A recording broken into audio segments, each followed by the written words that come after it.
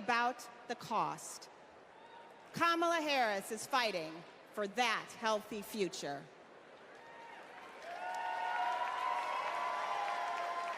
Let me tell you all about Texas leadership.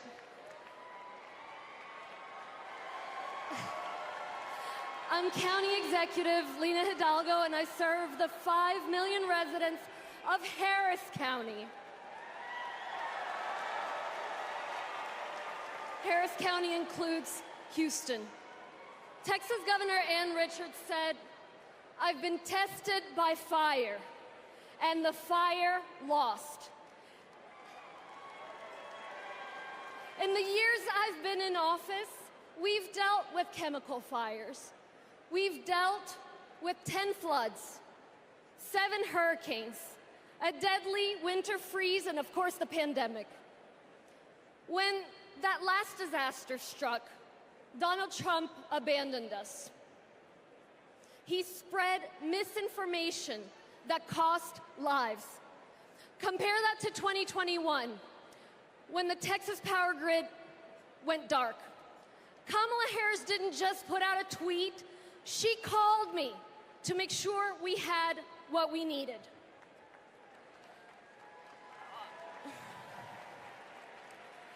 Over the years, I've learned that Kamala Harris always calls. And not only does she call, she delivers.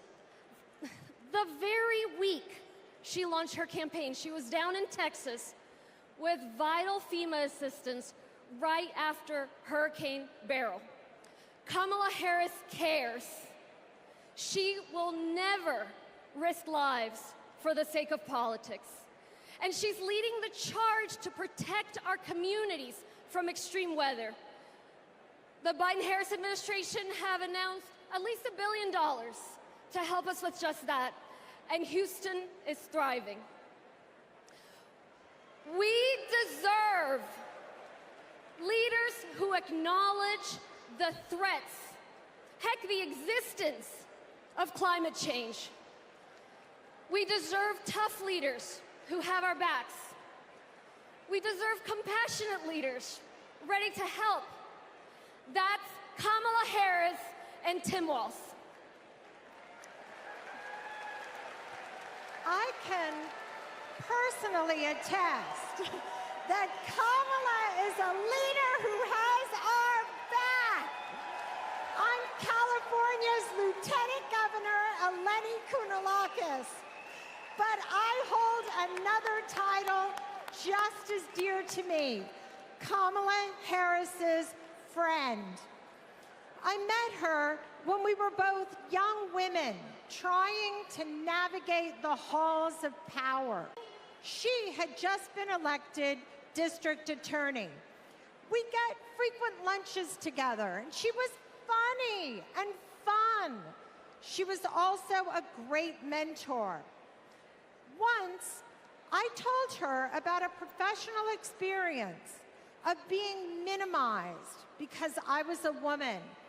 She put her fork down and said, "Eleni, never let anybody make you feel small." I saw her put that creed into action.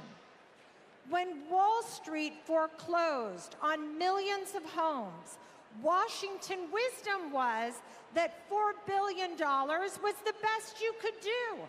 Other attorneys general agreed. But because Kamala Harris grew up in a middle-class home, she knew that wasn't enough for all the working families who got screwed over. So she put her foot down and refused to settle for less. Kamala Harris won $20 billion from the big banks for California homeowners. And that's because she cares. She cares so much that if you're lucky enough to be her friend, she calls you on her birthday, and sometimes she sings to you. She called me on mine right when I had decided to run for lieutenant governor. She asked tough questions. I promised I'd follow her lead and invest in the future. Together, we shattered that glass ceiling, California, and got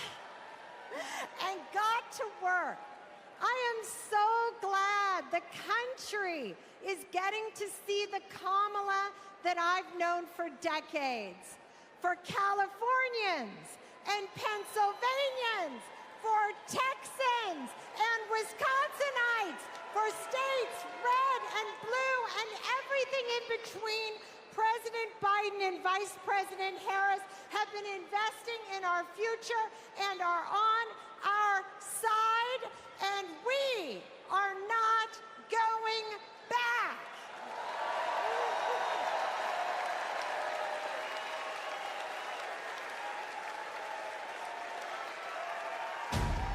Do you know about Project Far Right's playbook? It is Trump's vision for America's future. I'm not going to be nice. It will ban abortion nationwide, I got rid of Roe v. Wade. raise taxes on middle-class families, gut Medicaid, That's money that funds a lot of medical treatment. strip rights from LGBTQ+ people, Wait a minute, I'm not finished. cut overtime pay, It is going to affect workers' bottom lines. give him unchecked power, And I will wield that power very aggressively. and it begins his first day back in office. In an explosive undercover video, a co-author of Project 2025 saying that Donald Trump, quote, blessed the work he's doing now. He's been at our organization. He's raised money for our organization. He's blessed it. So he's very supportive of what we do. He doesn't want freedom. He only wants control. I know Donald Trump's type. I'm breaking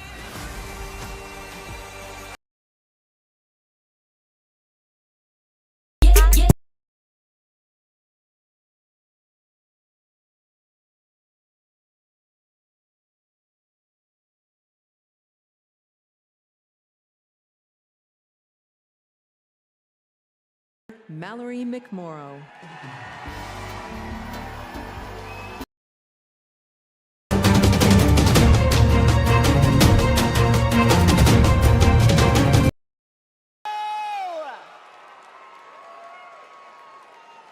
I'm Michigan State Senator Mallory McMorrow, and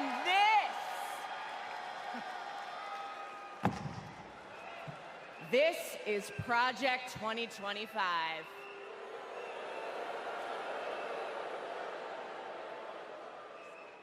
Now, over the next 4 nights, you are going to hear a lot about what is in this 900-page document. Why? Because this is the Republican blueprint for a second Trump term. That's right. They went ahead and wrote down all the extreme things that Donald Trump wants to do in the next 4 years. And then they just tweeted it out, putting it out on the internet for everybody to read. So, we read it. And whatever you think it might be, it is so much worse. Tonight, I want to tell you about just one aspect of Project 2025. It's planned to turn Donald Trump into a dictator.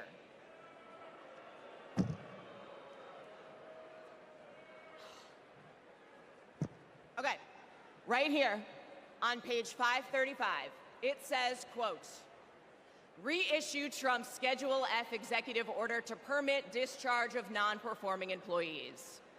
Now that doesn't sound that scary, right? But here's what it actually means in plain English.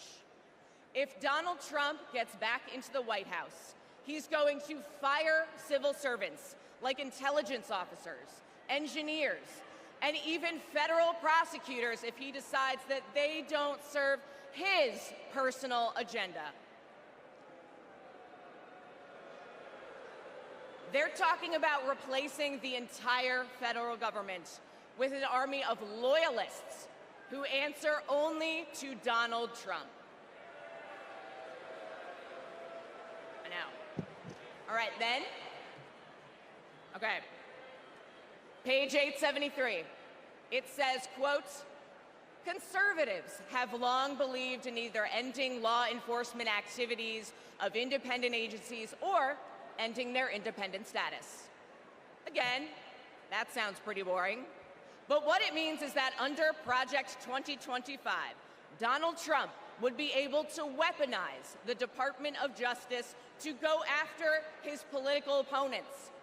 He could even turn the FBI into his own personal police force. That is not how it works in America. That's how it works in dictatorships. And that's exactly what Donald Trump and his MAGA minions have in mind: an expansion of presidential powers like no president has ever had or should ever have. Now, by the way, if you're asking if any of this is even legal, well, remember, thanks to Donald Trump's hand-picked Supreme Court, he's now completely immune from prosecution, even if he breaks the law. But that's not who we are, because we believe in a government of the people, by the people, and for the people. Not the government of Donald Trump, by Donald Trump, and for Donald Trump. We believe in the separation of powers and the rule of law. We believe in a system built up to serve everyone, not breaking a system to serve one petty, selfish man. The truth is, there's only one way to stop him, and to stop Project 2025. How do we do it? We elect Kamala Harris this November!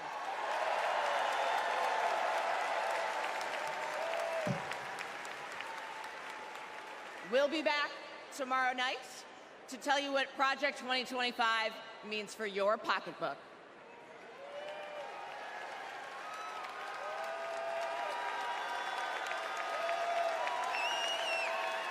Please welcome California Senator Lorenza Butler.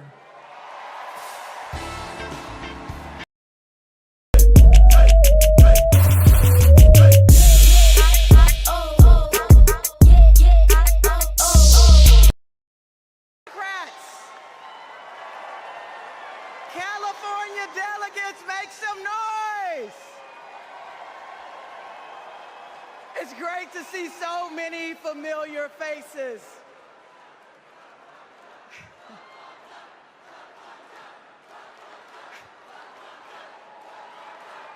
And I can't forget the state that I was born and raised in.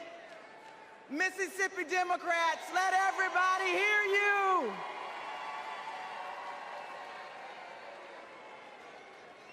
Democrats, before I joined the Senate, I was a leader in the labor movement. So I know a champion for the people when I see one. I met Kamala Harris when she was district attorney, and I was president of a large care workers union. We hit it off right away. What really impressed me was how well she got to know my family. My wife, Nanicki, but especially our daughter, Nyla. And as soon as Nyla heard that Ms. Kamala was running for president, she asked if she could be vice president. So, no disrespect to Governor Walz, but Nyla put her name in first. Vice President Harris and I share a lot in common. We both graduated from historically black colleges. Me from Jackson State University. The Vice President from Howard University. We were both raised by mothers who worked fiercely to provide for us. And we both believe that every single one of us has the power to change the world when we choose to do it together. You see, Kamala Harris has always understood the assignment. No matter if she were the underdog, no matter the bullying or the name-calling, she never doubted that our best was still ahead. She knew a better future was possible if we stood side by side with our neighbors and we fought for it. No matter what language they spoke, no matter what country they came from, no matter the size of their bank account. And that's what she did. As a prosecutor, together with law enforcement, she prioritized holding criminals accountable and protecting public safety. As state attorney general, together with students, she put a scam college out of business. After the mortgage crisis, together with families who lost their homes, she took on the biggest banks in the world and won a settlement 5 times what was initially offered. Every time she walked into a courtroom, she would simply say, "Kamala Harris for the people." For her, it wasn't just a professional oath. It was a battle cry.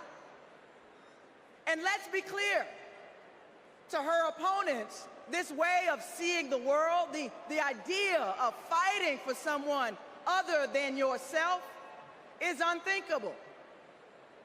But let me tell you, Democrats, what's really unthinkable. Conning young people who simply want a good education is unthinkable.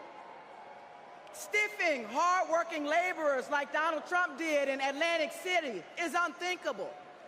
Bragging about having ripped away a woman's freedom to choose what she does with her own body is unthinkable. And Democrats, Americans, we deserve better. We deserve a president who is tough, not just tough talking. One who shatters the boundaries of what's possible, not the boundaries of what's legal. And one who wipes the floor with cheats and fraudsters because, well, Democrats, she knows the type. Democrats, that president, the president that we deserve, that president is my friend, Kamala Harris. Thank you all so much.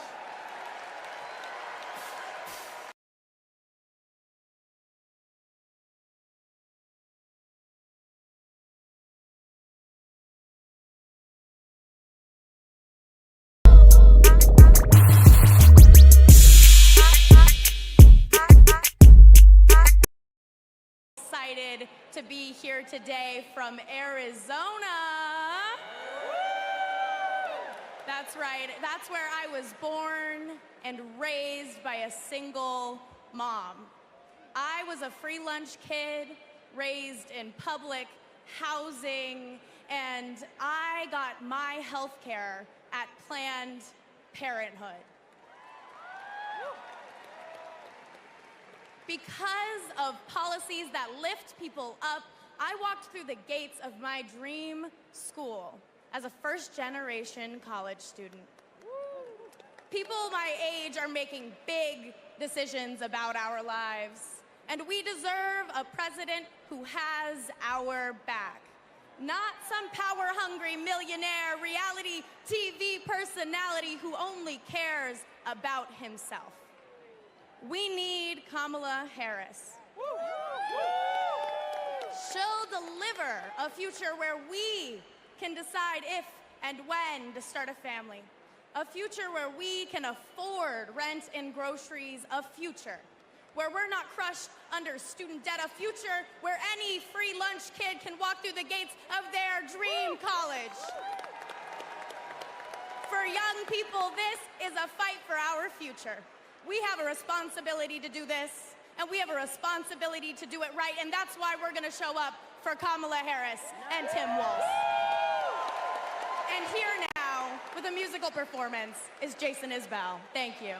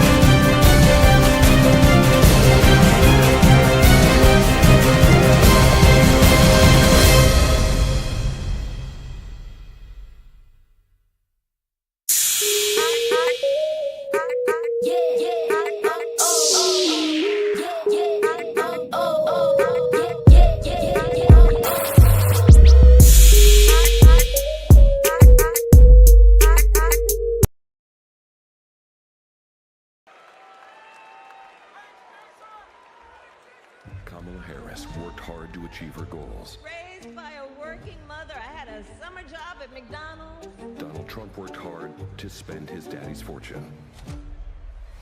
She believes in working hard for the American people. When the middle class is strong, America is strong. Donald Trump believes in working hard for his billionaire friends. I don't care about you. I just want your vote. I don't care.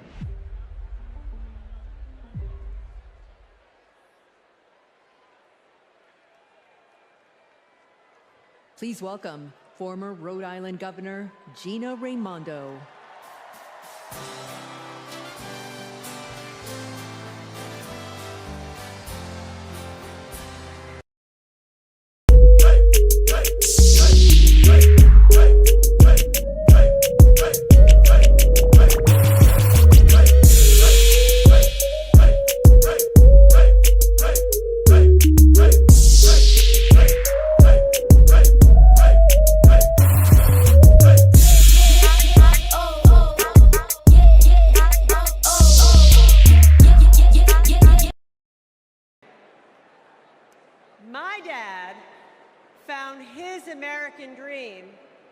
in a watch factory in Providence. And that job gave him a way to provide for our family, a community for him to belong to, and so much pride. But like so many Americans in the 80s, after 25 years of his hard work, his job and the job of all of his friends was shipped overseas. You know, years later, my dad said to me, "Gina, this happened because our leaders let us down." And my father was right. The Republicans in power who pushed failed economic strategy. Let's just cut taxes for the wealthy and leave everybody else behind. Well, not only did my father lose his job, but frankly, manufacturing left my state. Manufacturing withered in Rhode Island and all across this nation. In communities all across America, factories shuttered, communities got hollowed out, and people were left without their job, without hope, without the dignity that comes with a decent job. And you know, Republican economic policy failed Rhode Island. How do I know that? Because when I took office, first Democrat elected governor in a couple of decades, I inherited one of the worst economies in the country. It was a mess. But we got to work and we turned it around. We turned it around with a pro-business, pro-worker agenda. Kamala Harris has that same agenda. She knows we need an economy where the costs are low and opportunities abound. An economy where people can show up to their jobs with dignity and pride. She has a new economic vision for America. You know how she knows that? She knows it because just like me, Kamala Harris grew up in a middle-class home. Her mom worked to cure breast cancer by day and feed her family at night. And as an adult, Kamala worked to lock up sex offenders and violent criminals by day. And she took care of her sick mother at night.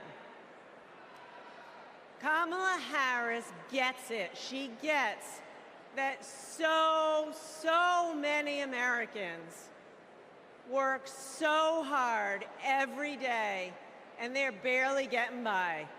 And that is not right. It is a fundamental economic principle. Hard work ought to pay off. We believe in that. And that's why the Vice President is committed to building the opportunity economy, an economy that rewards ambition, an economy that rewards hard work. She believes in an America where everyone, regardless of who you are, what you have, where you started, you got a chance to get ahead in this country. Kamala Harris will give more than 100 middle-class Americans a tax cut. She'll build 3 million new homes for the middle class. And she's going to forge an economy with fair competition, free from monopolies. Monopolies that crush workers and small businesses and startups. Kamala Harris will make building up the middle class a defining goal of her presidency. Meanwhile, Meanwhile, Donald Trump, he's going to double down on his worst economic ideas. The same ideas that shipped my dad's job overseas. Ideas that don't work. We know they don't work because they never have. He wants another huge tax cut for the wealthy. He wants to put his corrupt buddies in charge of the economy. And he wants a sales tax that's going to supercharge inflation. We cannot afford Donald Trump's failed economic ideas. But here's the thing, the most important thing. Kamala Harris works for the people. Kamala Harris works for you. And Donald Trump is in it for himself. As our president, Kamala Harris will build an economy where everyone, and she means everyone, can find and live their American dream. So let's put her in the Oval Office. Thank you.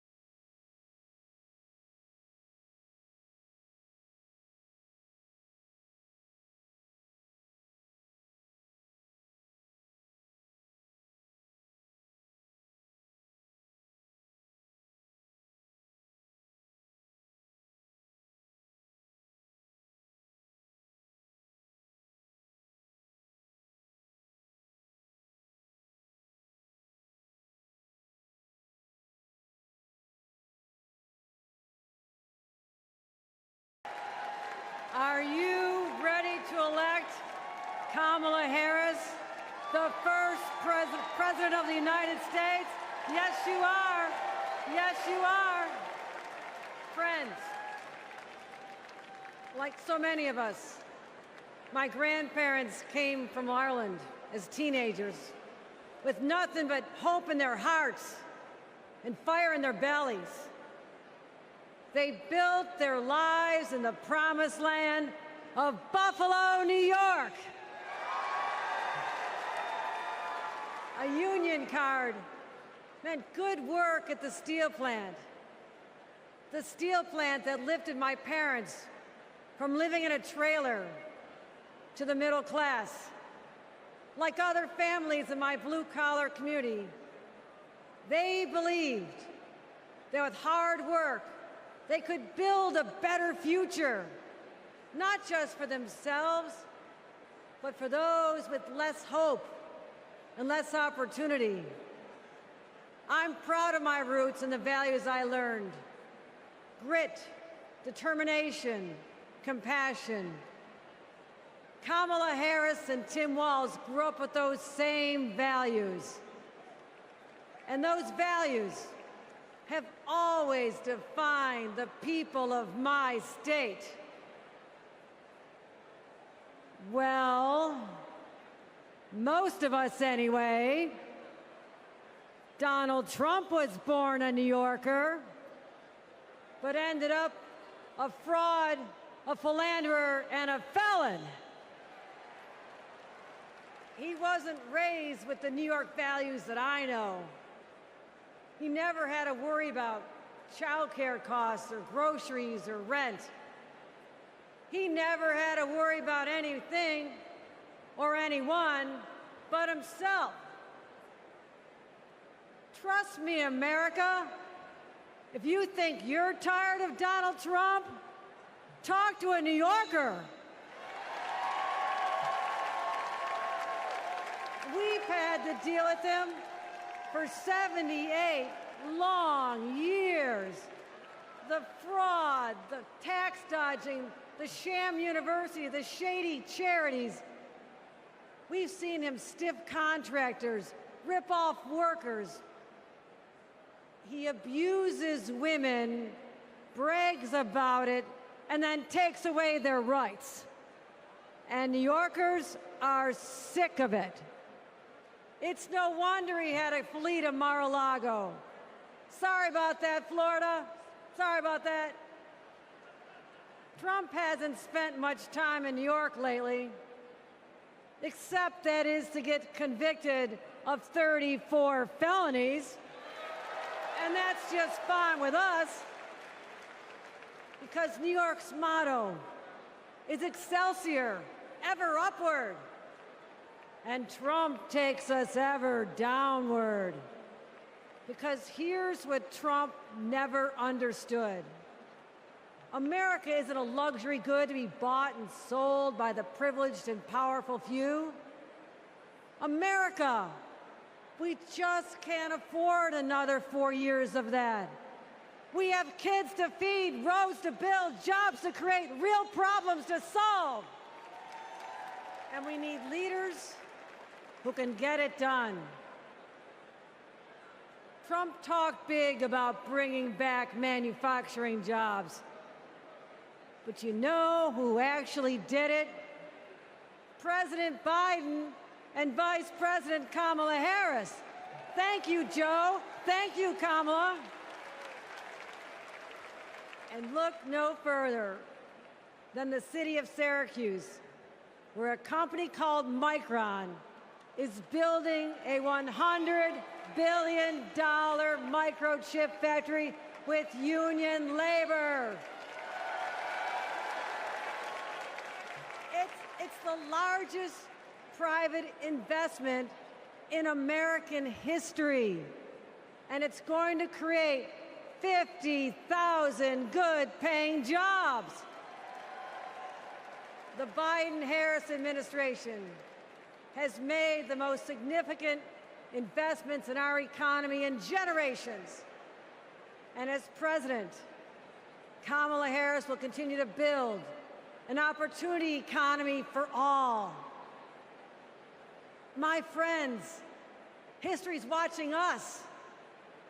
Together, we must protect abortion rights. Together, we must protect the middle class. Together, we must protect the American dream. And together, we must elect Kamala Harris President of the United States. Thank you.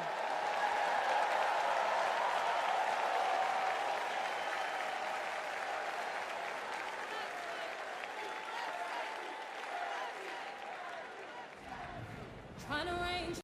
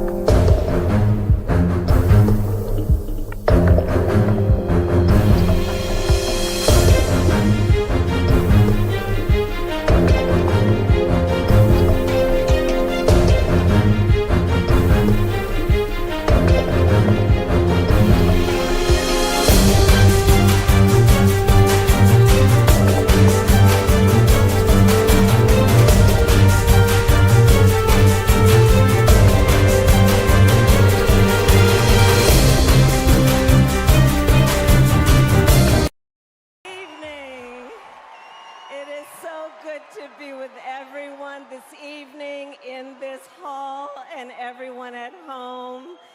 This is going to be a great week.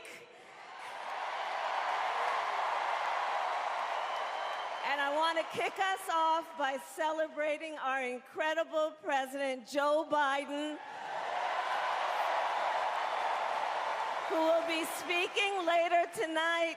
Joe, thank you for your historic leadership, for your lifetime of service to our nation, and for all you will continue to do. We are forever grateful to you.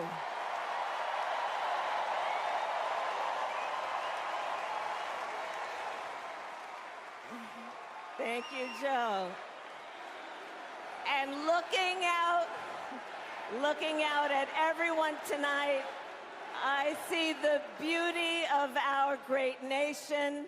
People from every corner of our country and every walk of life are here, united by our shared vision for the future of our country. And this November, we will come together and declare with one voice, as one people, we are moving forward. With optimism, hope, and faith, so guided by our love of country, knowing we all have so much more in common than what separates us, let us fight for the ideals we hold dear, and let us always remember, when we fight, we win. God bless you. God bless the United States of America. Good night, everyone.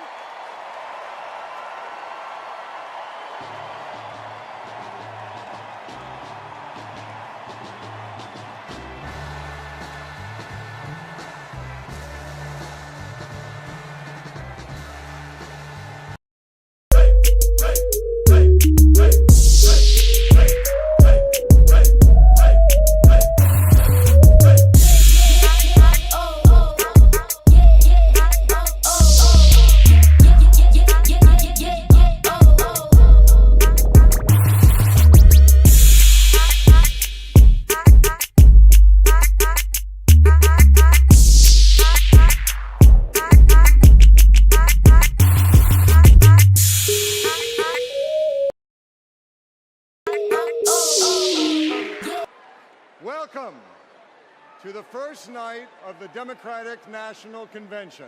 Now, how is that for an opening act? I'm just saying. Now, as our Vice President just said, over the next 4 days, we will be bringing folks together from all around the country, people from every walk of life, to talk about this nation we love and about a candidate who has devoted her life to public service, who never shies away from a righteous fight, and who always stands up for the people. We are going to talk about the choice America faces in this election. It's a choice not just between two very different candidates, but between two very different futures. We will hear from everyday Americans about what is truly at stake in this campaign. The future of our middle class, the future of reproductive rights, the future of our climate, our security, our schools, the future of our freedom, the future of our very democracy. We will see the vision of our nominee. It is a vision of stability, security, and opportunity for everyday Americans, where we continue to grow this economy by growing the middle class, and where the safety of our children, our families, and our communities are a fundamental civil right. It is a future where, instead of scoffing at allies and fawning over dictators, our president stands up for our friends, faces down our adversaries, and American democracy remains a beacon of hope and inspires the world to take on our biggest challenges together. We'll learn the story of a leader who has dedicated her life to doing the work of making good on the promise of America. A leader who understands the middle class because she grew up in the middle class. A leader who has taken on powerful interests at every step of her career and fought for the rights and freedoms of all of us. And then, of course, we will hear again from the Democratic nominee herself, the next President of the United States of America, Kamala Harris.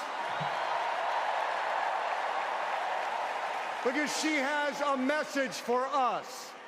It is a message that's joyful, not mean-spirited. A message of public service, not self-service. A message of optimism and opportunity, not chaos and division. A message that has woken us up to who we are, to who we've always been. Because Americans are not a cynical people. We are not small-minded. And whether we realize it right now or not, we are currently already writing a new chapter of the American story. And we can dream as big as we want. So I just want to ask you, are you excited? Yeah? Well, good. Are you ready? Okay. Well, then I challenge you to make this the moment you get off the sidelines and into the game. So I want you to text JOIN to 30330 and get involved. Because when we fight, what happens? We win. And we are going to win this thing together. And while we're doing it, we are going to have a whole lot of fun. So let's get started.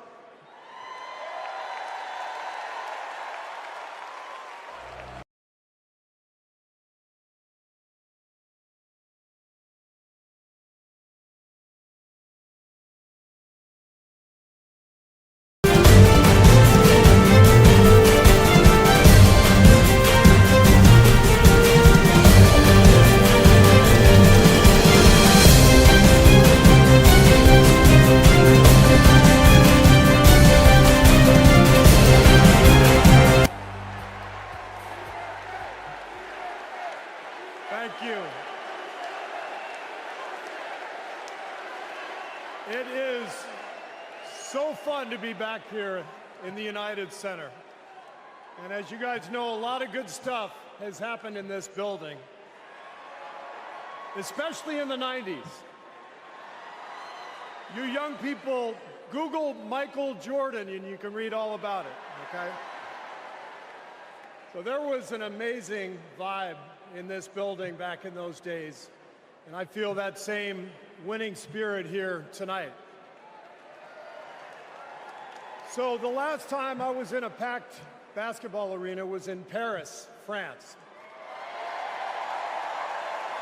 9 days ago, some of the best players on earth, 12 incredible American men, came together to win Olympic gold. And the next night, I was back in that same building watching 12 more of the best players on earth. Our incredible American women do the same thing. And I cannot think of a better metaphor for what this country is all about than the way Team USA came together at the Olympics. We had players from across our wonderful country, players who have trained and fought relentlessly, shed tears trying to beat one another throughout their careers, joining forces to wear the red, white, and blue. And when we won, the American flag raised to the rafters, the national anthem playing, gold medals draped around the necks of our players, whose hands were held over their hearts. It was the proudest moment of my life. Thank you.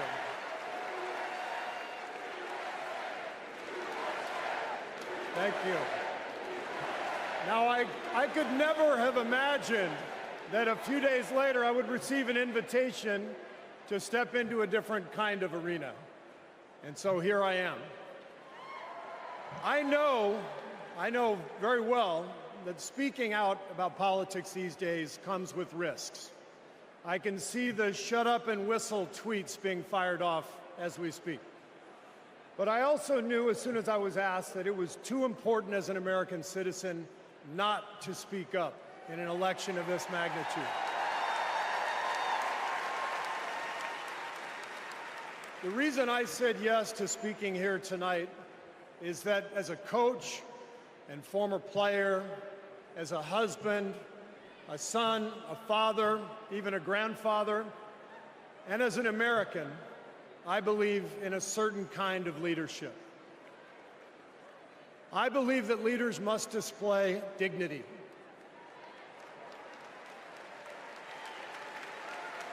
I believe that leaders must tell the truth. I believe that leaders should be able to laugh at themselves. I believe leaders must care for and love the people they are leading. I believe leaders must possess knowledge and expertise, but with the full awareness that none of us has all the answers. And in fact, some of the best answers often come from members of the team. And if you look for those qualities in your friends or your boss or an employee or your child's teacher or your mayor, then shouldn't you want those same qualities in your president? And when you think about it that way, this is no contest. With Kamala Harris and Tim Walz, I see all those qualities.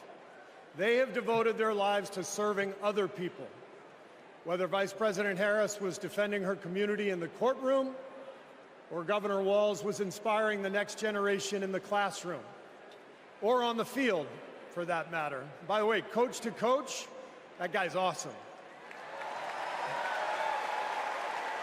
Although, I have to say, Coach Walz, way too much reliance on the blitz in '99 against Mankato East. You had a strong defensive line. I would have played more press coverage with your corners and then dropped the safeties into a Tampa 2. That's just me. Sorry. I wanted you to know how I feel every day of the NBA season, all right? But listen, the joy, the compassion, the commitment to our country that we saw at the Olympics, that is what Kamala Harris and Tim Walz have. And it is what our country needs.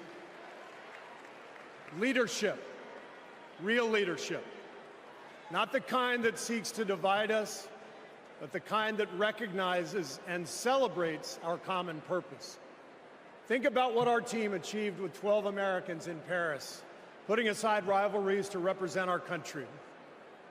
Now imagine what we could do with all 330 million of us playing on the same team. Not as Democrats, not as Republicans, not as libertarians, but as Americans who know the greatness of this nation doesn't come from any one of us, but from each of us doing our part to build a more perfect union. That vision is what this campaign is all about. It's why I'm here tonight. And it's why I'll be getting out every day to help people get out and vote on November 5th and elect Kamala Harris and Tim Walz as the next president and vice president of the United States.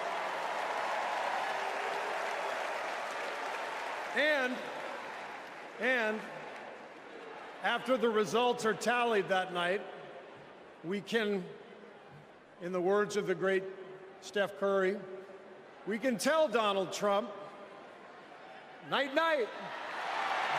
Thank you.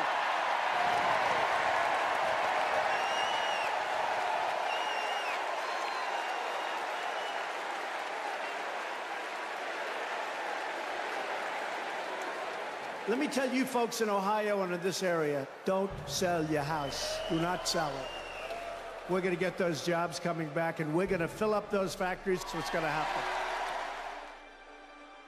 But Trump lied and abandoned Lordstown. This is about a community. It's going to be a big change to go somewhere else. The GM factory in Lordstown did close, putting thousands of people out of work. Because Donald Trump doesn't care about our communities. All those jobs went away, and he did nothing. He did not do one thing for those workers there. He didn't come and make promises. He came and made false promises. Kind of lost hope in everything. I don't really want to leave. But then something changed. Instead of lies and broken promises, Joe Biden and Kamala Harris got to work and brought U.S. manufacturing jobs back, including to Lordstown. Kamala will continue to have workers' backs and get the job done. American workers deserve a fighter, and that's exactly what Kamala Harris is. Do we believe in opportunity? Are we ready to fight for it?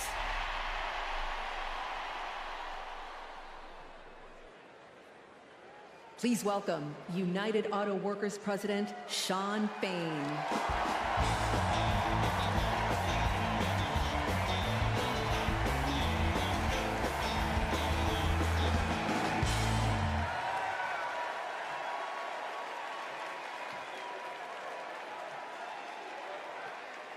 All right.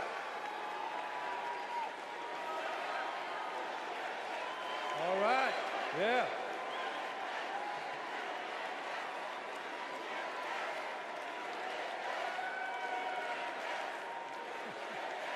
Thank you.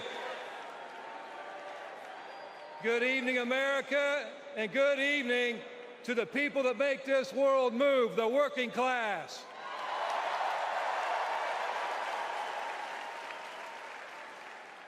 On behalf of 1 million active and retired members of the UAW, I am honored to support Kamala Harris and Tim Walz to be our next president and vice president.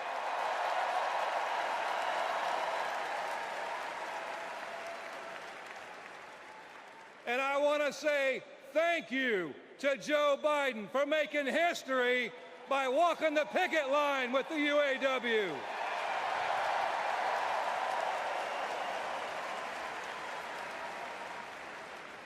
For the UAW and for working class people everywhere, this election comes down to one question. Which side are you on? On one side, we have Kamala Harris and Tim Walz, who have stood shoulder to shoulder with the working class. On the other side, we have Trump and Vance, two lapdogs for the billionaire class who only serve themselves. So for us in the labor movement, it's real simple. Kamala Harris is one of us.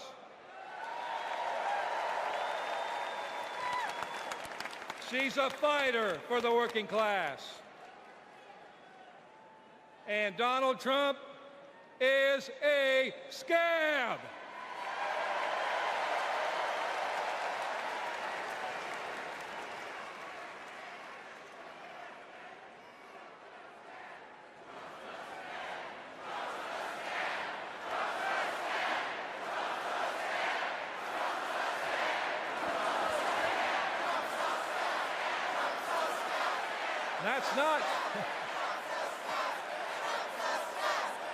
That's not just my opinion, that's a fact.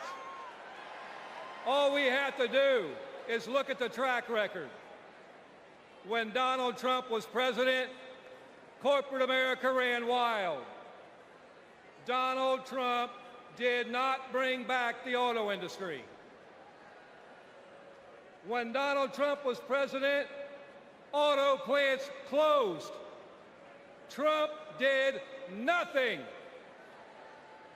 Trump told workers in Lordstown, Ohio, that he would be bringing all the auto jobs back. And Trump did nothing. In 2019, General Motor workers went on strike for 40 days for good jobs and a better life.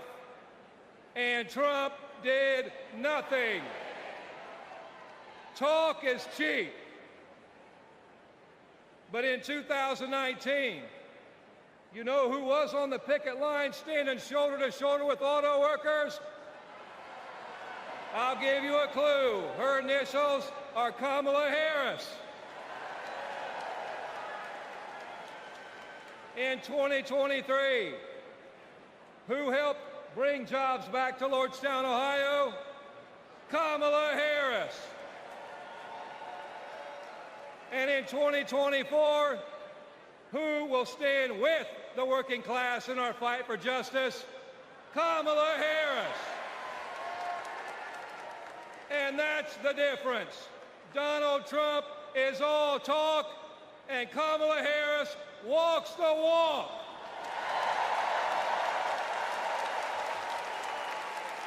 Woo. In the words of the great American poet, Nellie, it's getting hot in here.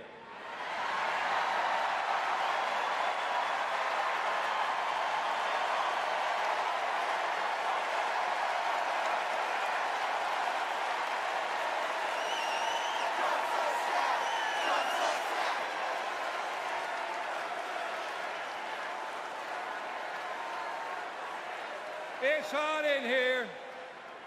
It's hot in here because you're fired up and you're fed up, and the American working class is fired up and fed up. The American working class is in a fight for our lives. And if you don't believe me, just last night, blue-collar workers, the UAW members at Cornell University had to walk out on strike for a better life because they're fighting corporate greed. And our only hope is to attack corporate greed head on. Corporate greed turns blue-collar blood, sweat, and tears into Wall Street stock buybacks and CEO jackpots. It causes inflation. It hurts workers. It hurts consumers, and it hurts America. And corporate greed is alive and well in the auto industry. You know, last fall, we achieved life-changing gains in our strike at the Big Three. We even won a commitment to reopen a closed plant not too far from here. We were able to do that thanks to the support of Kamala Harris and Joe Biden and the thousands of auto workers that went on strike.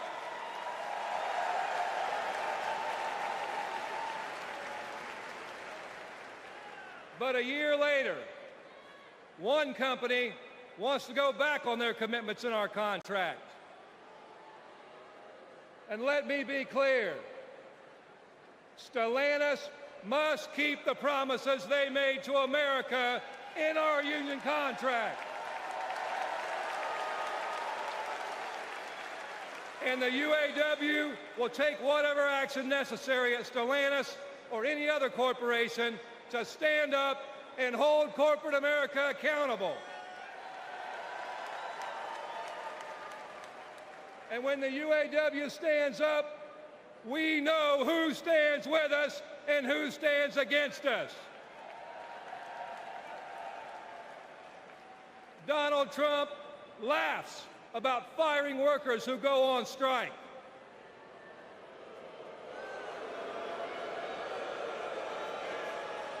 And Kamala Harris stands shoulder to shoulder with workers when they're on strike.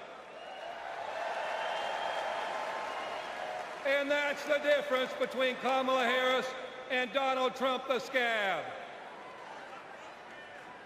Trump is pushing divide and conquer tactics of the rich. It's the oldest trick in the book. They want to blame the frustrations of working class people. They want to take those frustrations, they want to blame it on race.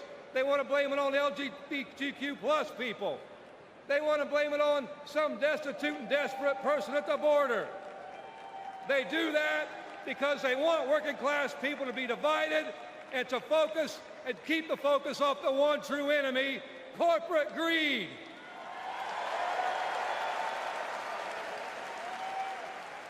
The rich think we're stupid, but working class Americans see this for what it is.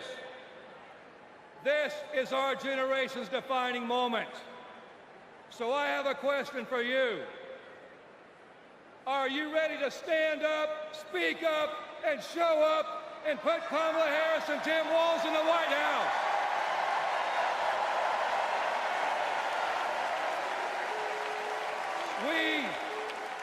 We need a defender of the working class in the White House, someone who is one of us and someone who knows how to fight.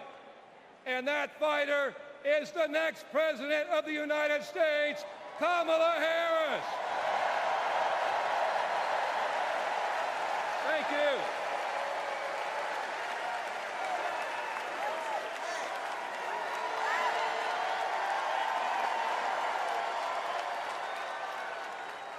Please welcome New York Representative Alexandria Ocasio-Cortez.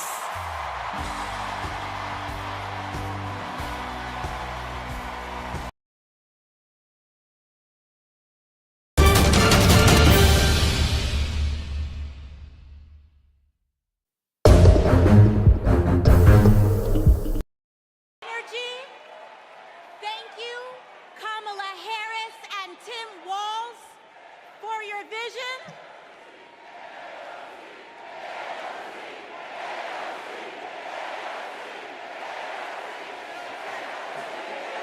Thank you. Thank you. Thank you. Thank you, Chicago, for your energy. Thank you, Kamala Harris and Tim Walz, for your vision. And thank you, Joe Biden, for your leadership.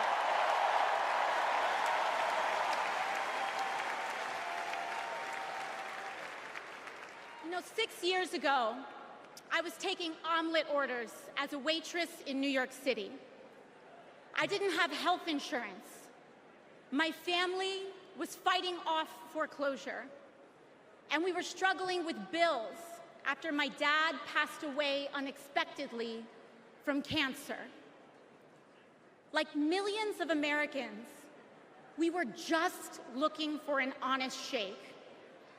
And we were tired of a cynical politics that seemed blind to the realities of working people. It was then, only through the miracles of democracy and community, that the good people of the Bronx and Queens chose someone like me to elect them in Congress.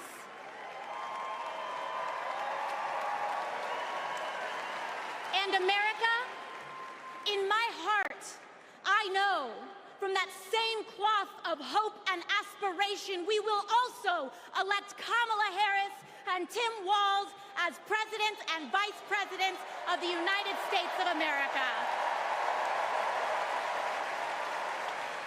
I am here tonight because America has before us a rare and precious opportunity.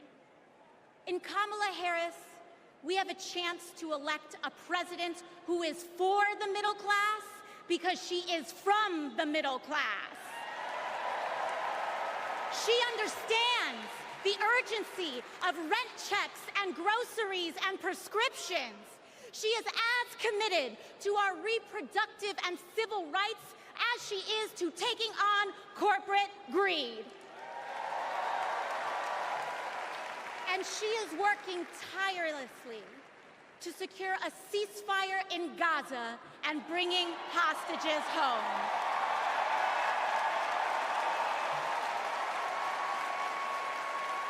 In Kamala Harris, I see a leader who understands. I see a leader with a real commitment to a better future for working families. And Chicago, we have to help her win. Because we know that Donald Trump would sell this country for $1 if it meant lining his own pockets and greasing the palms of his Wall Street friends.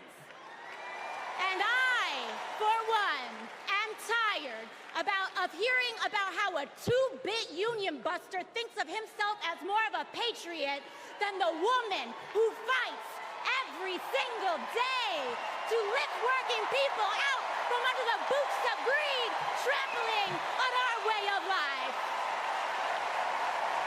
The truth is, Don, you cannot love this country if you only fight for the wealthy and big business. To love this country is to fight for its people, all people, working people, everyday Americans like bartenders and factory workers and fast food cashiers who punch a clock and are on their feet all day in some of the toughest jobs out there. You know,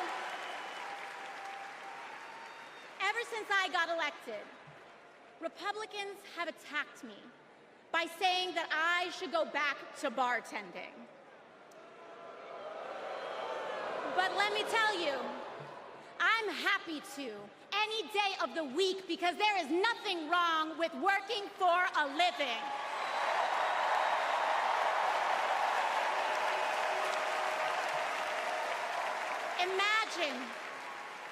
Imagine having leaders in the White House who understand that.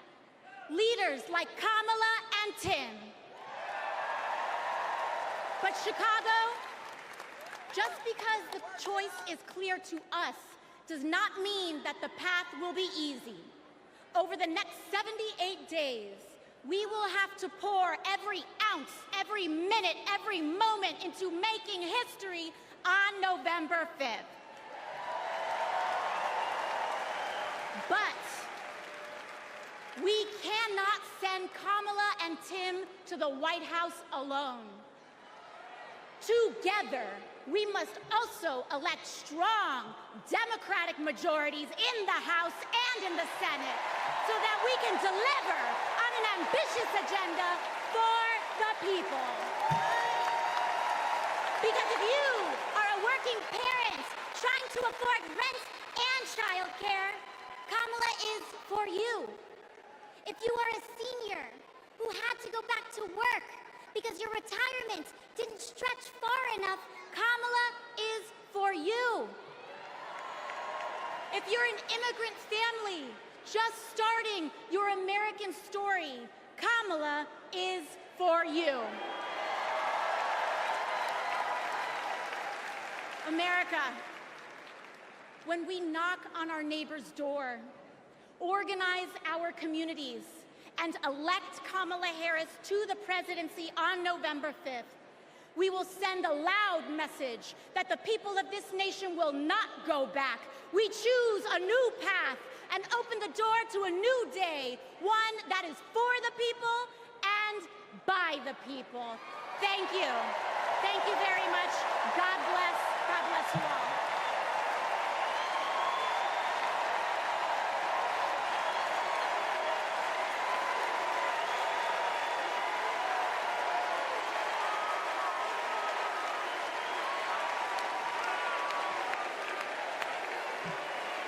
Wow. How about that AOC? Good Lord. So Kamala Harris's story begins in a middle-class neighborhood in the East Bay. Yeah.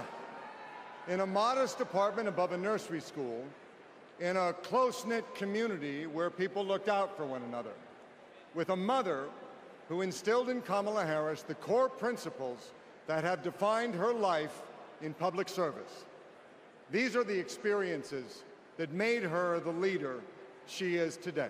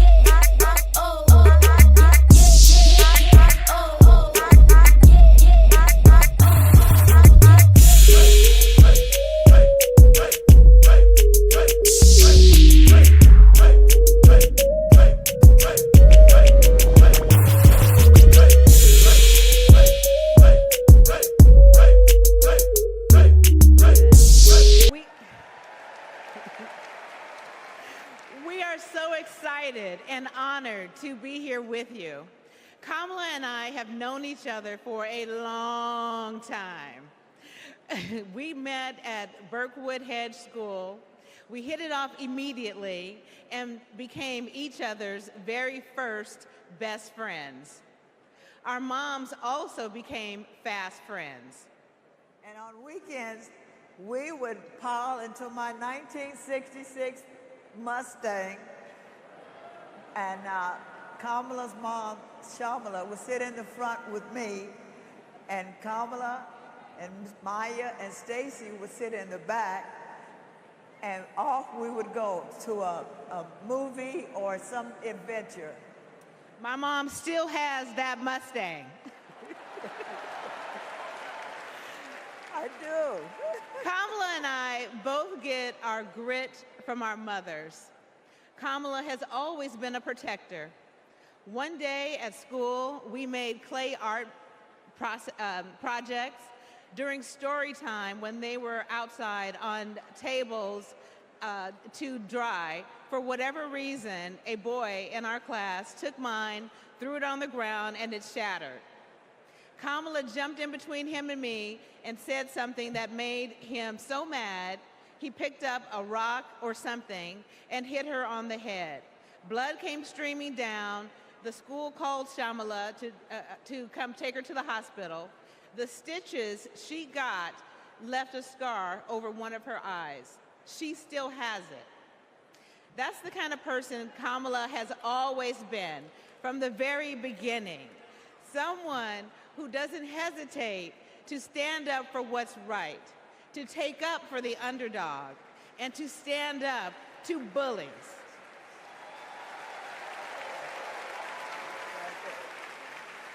I have seen it time and again, whether the bully is an individual, a gang, or a corporation. She fights for all of us. Before we go, I know my mom has one more thing to say. Kamala, your mom would be so proud of you.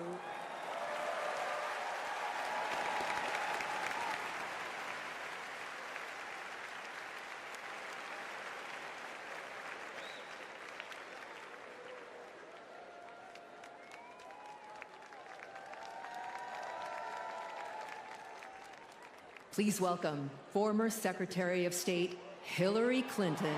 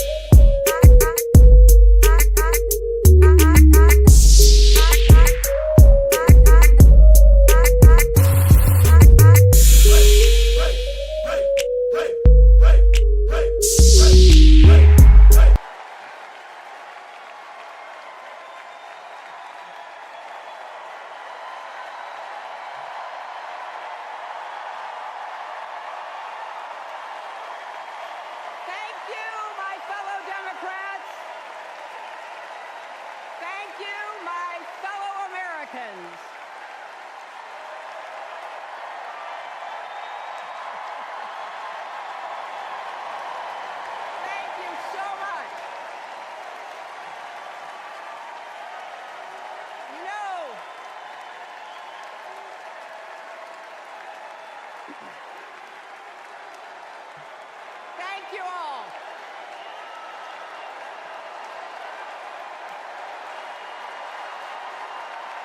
Thank you, thank you. Thank you, thank you. Thank you so much. Wow. There's a lot of energy in this room, just like there is across the country.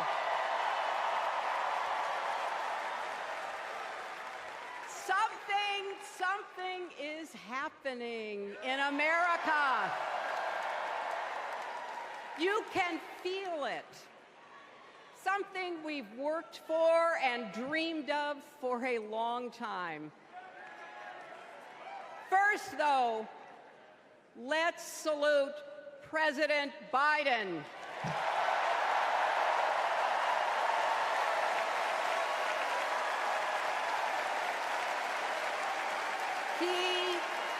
He has been democracy's champion at home and abroad.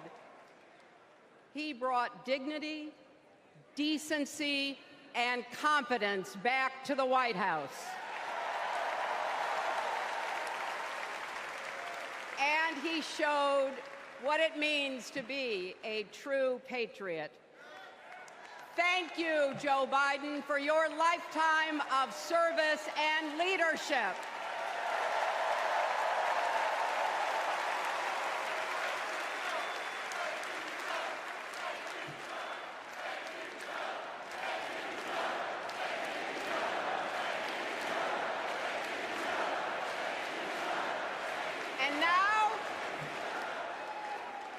And now we are writing a new chapter in America's story. You know, my mother Dorothy was born right here in Chicago before women had the right to vote. That changed 104 years ago yesterday.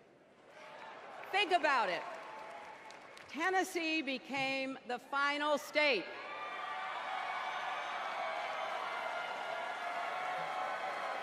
to ratify the 19th Amendment to the Constitution. The state legislature was deadlocked until one lawmaker's mother, a widow who read 3 newspapers a day, sent a letter to her son. "No more delays," she wrote. "Give us the vote." And since that day, every generation has carried the torch forward. In 1972, a fearless black congresswoman named Shirley Chisholm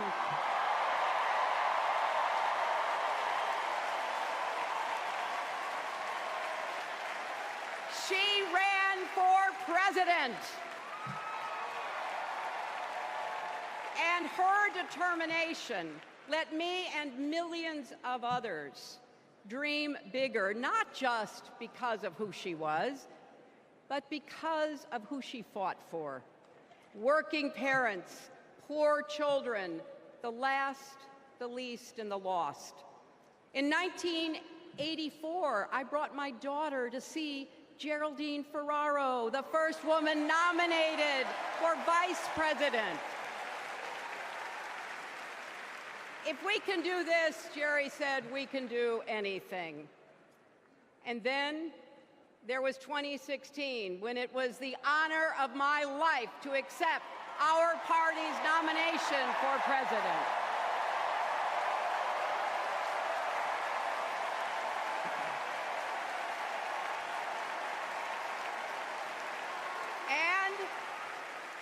And nearly 66 million Americans voted for a future where there are no ceilings on our dreams.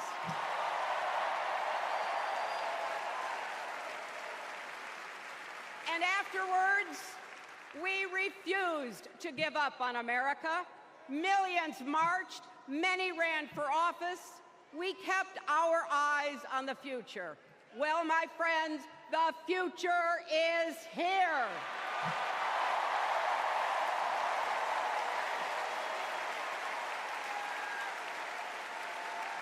I wish my mother and Kamala's mother could see us.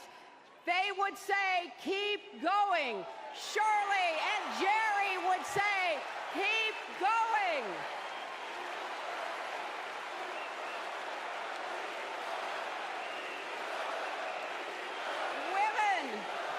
Women fighting for reproductive health care are saying, keep going. families building better lives, parents stretching to afford childcare, young people struggling to pay their rent. They're all asking us to keep going. So, with faith in each other and joy in our hearts, let's send Kamala Harris and Tim Walz to the White House.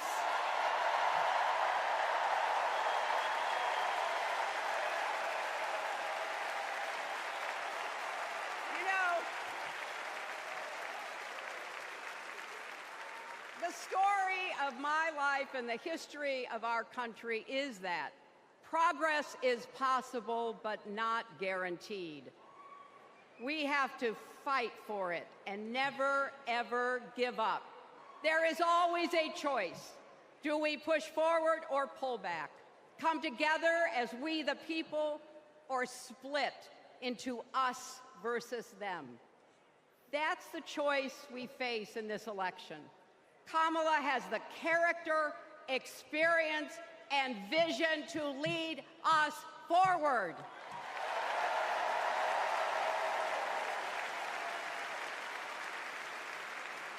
I know her heart and her integrity. We both got our start as young lawyers, helping children who were abused and neglected. That kind of work changes a person. Those kids stay with you. Kamala carries with her the hopes of every child she protected, every family she helped, every community she served. So as president, she will always have our backs, and she will be a fighter for us. She will fight to lower costs for hardworking families, open the doors wide for good-paying jobs, and yes, she will restore abortion rights nationwide.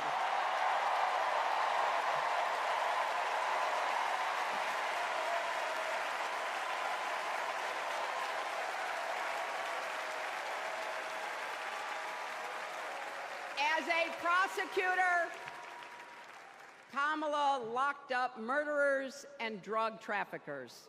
She will never rest in defense of our freedom and safety. Donald Trump fell asleep at his own trial, and when he woke up, he made his own kind of history, the first person to run for president with 34 felony convictions.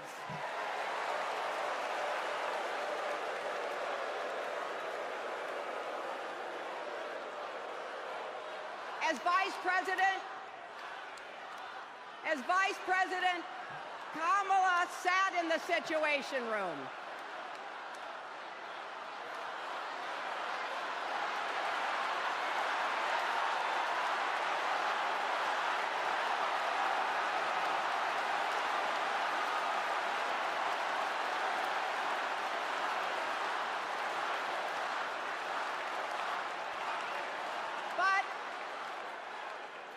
We also know, as Vice President, Kamala sat in the Situation Room and stood for America's values.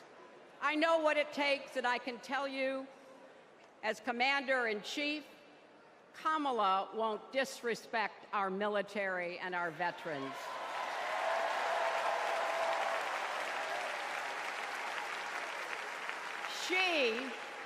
She reveres our Medal of Honor recipients.